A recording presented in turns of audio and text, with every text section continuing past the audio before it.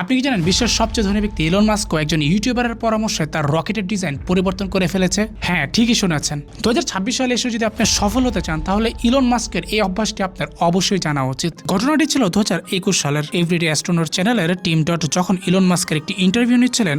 Mask তখন বোঝাচ্ছিলেন তার Starship রকেটের থ্রাস্ট সিস্টেম কিভাবে কাজ করে। তিনি বলছিলেন রকেট লঞ্চের পর নিচের বুস্টারে ব্যবহার হয় হট গ্যাস, আর মহাকাশে রকেট ঘোরানোর জন্য উপরের অংশে ব্যবহার হয় কোল্ড গ্যাস।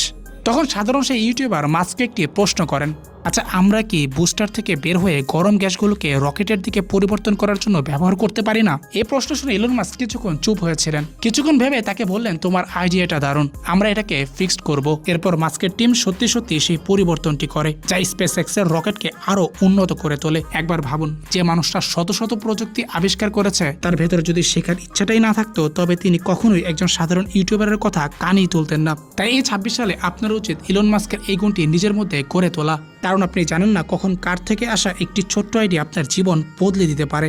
আপনার কি মনে হয়, সফল হওয়ার জন্য কি সবসময় ডিগ্রি লাগে, নাকি শেখার ইচ্ছাটাই আসল? কমেন্ট সেকশনে জানাবেন এবং ভিডিওটি ভালো লাগলে শেয়ার করতে পারেন।